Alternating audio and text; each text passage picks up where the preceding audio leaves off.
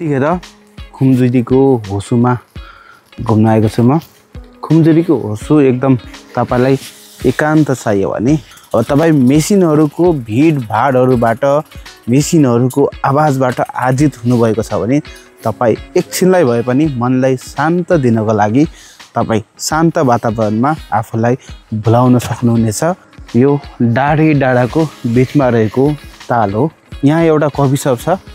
Coffee शपबाट तपाई coffee जुसहरु लिएर एकान्तमा आनन्दले बस्न सक्नुहुन्छ। अब यहाँका दृश्यहरु तपाईलाई देखाउँछु। फिशिङ भइरहेको छ,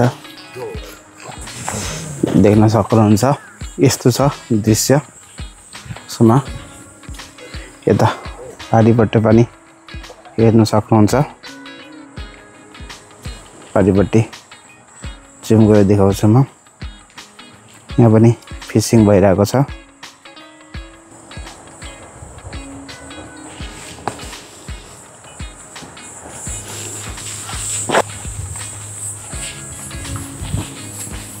त्यो पोछन एरियाको ठुलो कम्पनी हो।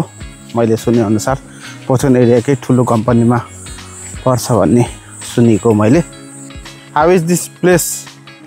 Place is good? Rohan from Sri Lanka? Yes, good. Here is Pradeep Bhusal. कस्तो छ? कस्तो लाग्यो? म त यही गए थाने हो नि त। गए थाने। त्यही पनि अरू ठाउँका मान्छेहरूलाई भन्नु पर्दा के भन्न चाहनुहुन्छ? मैले त घुम्न आउँदाखेरि हुन्छ यस्तो होली छ। टक्क गरम के रे जाडो पनि सुरु भयो हैन? तपाईको गाडी छ भने पार्किङको पनि राम्रै व्यवस्था छ। तपाई मस्तले पार्किङ गर्न सक्नुहुन्छ।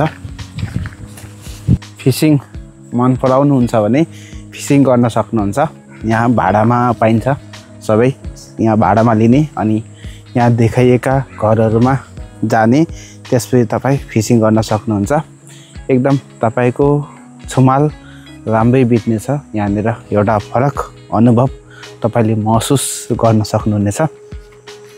कस्तो लाग्यो तपाईहरु लाइक कमेन्टहरु गर्नु होला।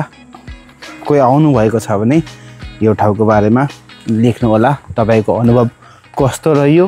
अब आउन चाहनुहुन्छ भने आउनु होला। तर तपाईहरु अब धेरै एक्सपेक्ट गर्नुभयो भने त्यो तपाईको एक्सपेक्ट पूरा हुँदैन। यहाँ जस्ट शान्त वातावरणमा केही समय तपाई बिताउन सक्नुहुन्छ र फिशिङ गर्न चाहनुहुन्छ भने फिशिङ गर्न सक्नुहुन्छ। त्यति हो। त्यो भन्दा बढी यहाँ तपाईले एक्सपेक्ट गर्दा निराशा पाउनुहुनेछ। तपाईलाई यो कन्टेन्ट कस्तो लाग्यो? यो ठाउँ कस्तो लाग्यो? आउनु भएको छ भने आफ्नो विचार राख्नु होला। हस्त धन्यवाद। फेरि भेटौं अर्को भिडियोमा।